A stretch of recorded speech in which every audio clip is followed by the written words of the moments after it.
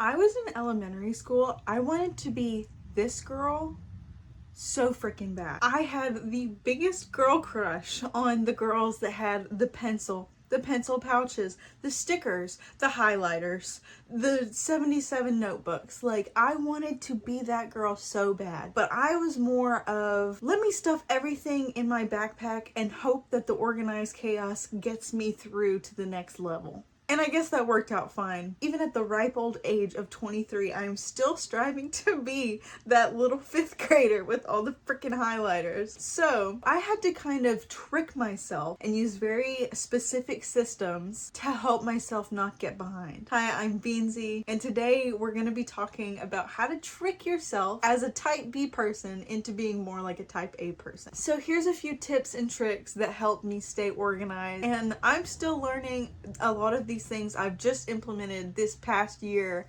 but my frontal lobe is developing. I'm 2 years away from that system update, so I think I have some credibility. I think you can trust me. Number 1 is, if the budget allows, get the planners.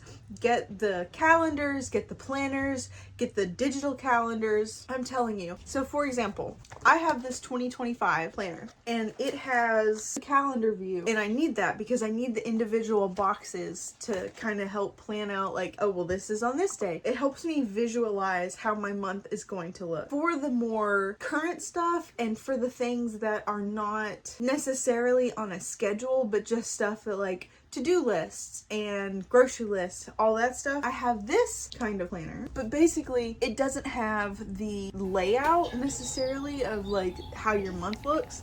It's got like little boxes of like little to-dos, a big to-dos, and then like cute little stuff like what am I listening to? And what I usually put quotes or like motivational stuff on that one. And then another thing that I love about this one is that it doesn't it's not gonna run out, or you're not gonna waste pages unless you do a whole bunch like in advance. It has really worked out for me and my like crazy brain to be able to like keep my planner open-ended, so that if I forget to do it 1 week or for 3 weeks, like I have recently done from after vacation, if that's the case, then I can just pick it up and I'm not wasting 16 pages in this $20 notebook that I've bought. I can just keep going and move on. I also love using Notion. Notion has really helped me like stay on track with just like holding myself accountable,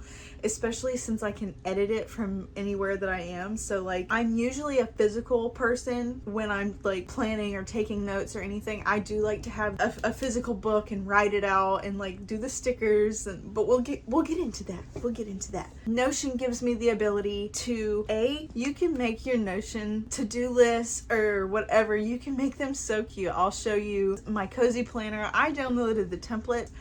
I am not a coder, but I'm glad somebody else does. So thank you so much to the people that put out stuff on Notion for free. But having all these different planners is like, my brain works in different compartments, and like, so in my head it's like a very visual, like pictures and charts attached to the plans that I make. So being able to write them down and keep up with them in several different ways and formats has really helped my scatterbrain really stay on track and be able to like visualize it. I don't know, I used to feel guilty about not using every single page in a planner, and like especially if I would miss a week or two, I would just give it up altogether. And then I would want to like get something new, but then I'm like, oh well, I've already spent money on a planning tool this year. I can't do that. Yeah, I mean, sometimes that's valid. Like, it is good to be conscious about what you're consuming and what you're buying, and if you're like actually going to use it, or if you're just kind of being like influenced into buying it and not going to use it. But if it's something like that where, yeah, you have to spend your money on 2 different avenues to take your notes on, but it keeps you locked in, do it. You're gonna spend $30, $40 on coffee in the next month. Just don't get your coffee this month, okay? Like, there are ways around it, especially to help your productivity. I'm not trying to scold you, I'm just telling you.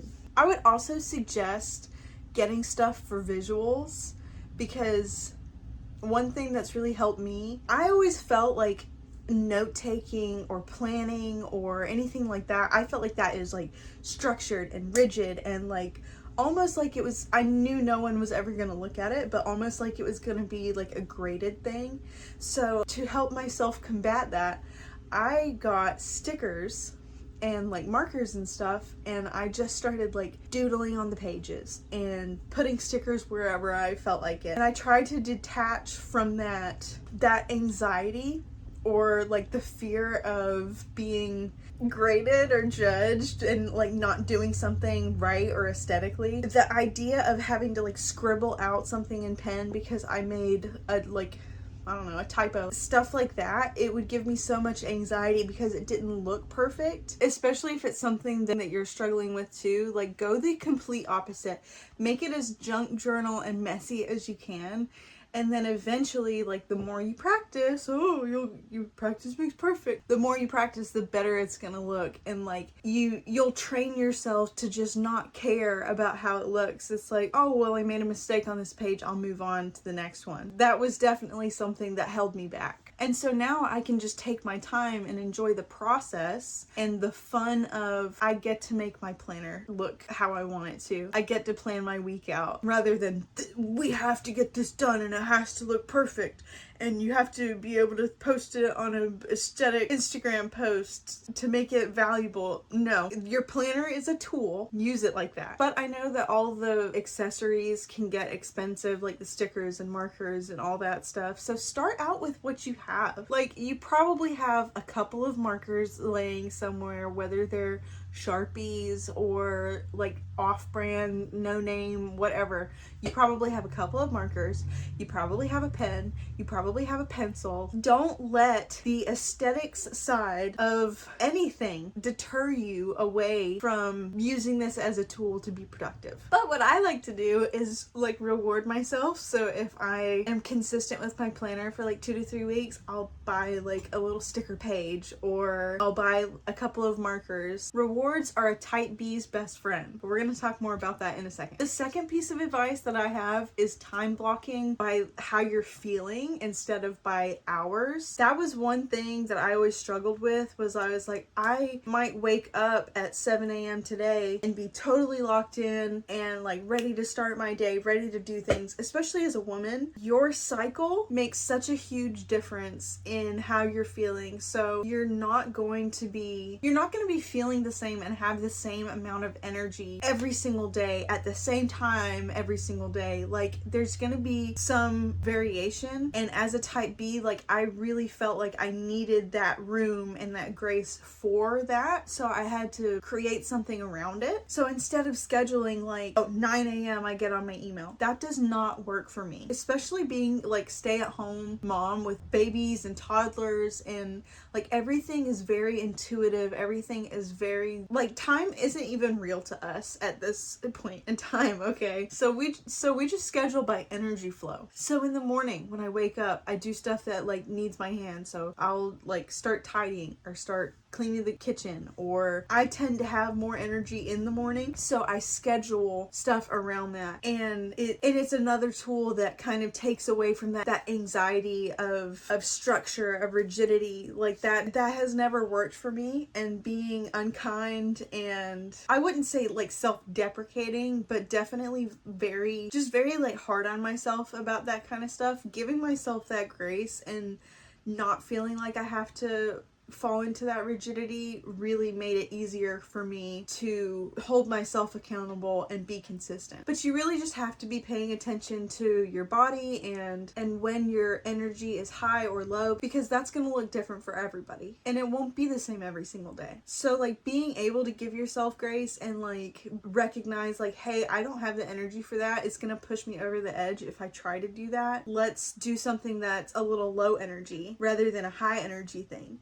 You're still getting something done, but that is going to help you in the long run with burnout. One thing that you can do if you're like a textile and or visual person is you can get sticky notes and color code them depending on like what energy levels you have. So like light pink could be high energy and blue could be low energy, and you can put everything up on your wall, on your whiteboard, chalkboard, whatever. You can put it up somewhere that you see, and then when that task is done, you can either move it to like a designated done area, or you can just throw it away and get it like out of your space. Number 3 is creating systems and stations. This has been a game changer for me. I used to think that I was just lazy and I would be so hard on myself because I would have all these things that I truly wanted or needed to do, but I just wouldn't start them. I wouldn't do it. Even if it was something fun, like, oh, I've had a really rough week. I really just want to like relax and play video games. And then I just end up scrolling on my phone because it's in my hand and it's easy. And then like picking up hobbies, like I would do it for a couple days and then forget about it and then just like neglect it. But I found that I'm not lazy or stupid or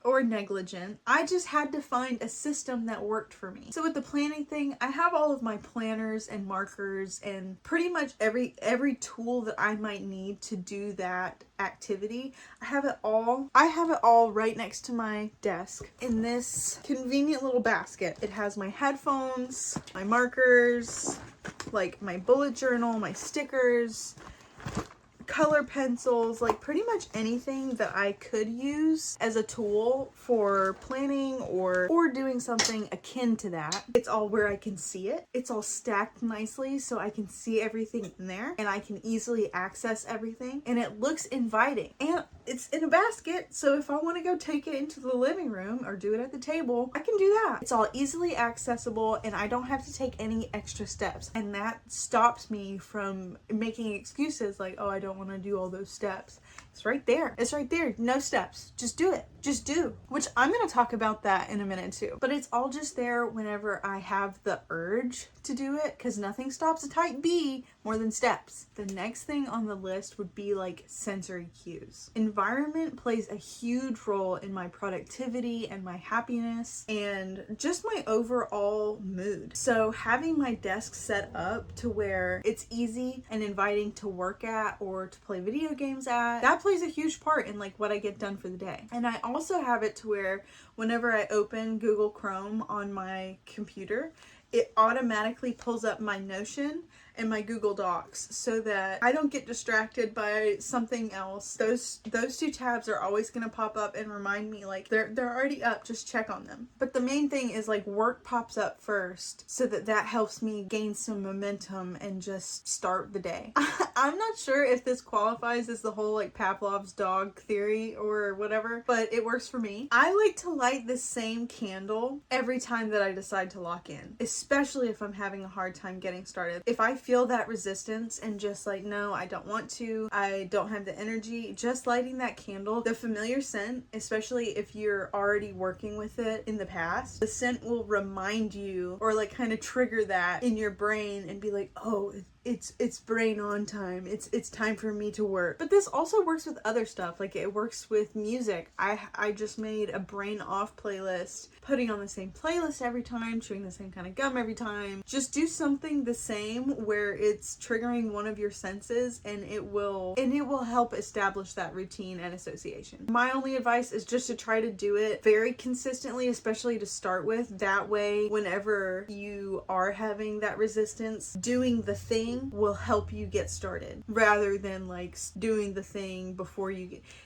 You get what I'm saying? And if you're wanting to try music, might I suggest going with video game music? I learned in like the 7th grade from my computer teacher that video game music is literally designed to keep you on task. Like it's designed not to be too overwhelming to where you're like hearing the music and like that's not supposed to be what is at the forefront of your brain. It's supposed to help you just lock in, and whatever you're focusing on is supposed to help you just stay on task. So if you like are finding that you're having trouble focusing with your favorites that you might put on in the car, put on some lo-fi or video game music. Like, not to out myself here, but Jeremy Soule, this man is a genius. He was the composer of the Skyrim and Oblivion soundtrack. He was my #1 artist for last year. I had several hundred into the thousands of hours of the Skyrim soundtrack because it is the perfect brain off soundtrack. Like, I don't even really hear it, but it just keeps me calm and focused.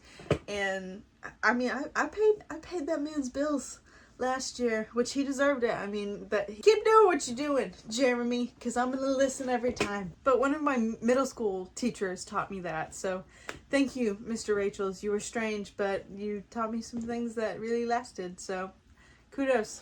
Oh, and another visual cue that I need to tell you about is body doubling. So if I'm not in a music mood, I will just throw on a body doubling video on my second screen, and listening to somebody else yap about what they're doing, or just like hearing them type away, or just being able to kind of see it out of the corner of my eyes. I even like those videos where it's just nice jazzy musics and they're just doing their thing. Being able to see that really helps me, what I like to call chameleon. Like, being able to watch a type A person do their thing and stay on task. I can kind of like LARP as them for an extended period of time. So like, if Monkey can see, Monkey can do, at least for a little while. Like, it's almost like Papa's Pizzeria-ing my life, where I like clock in and do my thing, like, oh, I'm on my game, and then I have to clock out and be lizard brain for a little while. While on the topic of Papa's Pizzeria, that kind of brings us into the next topic,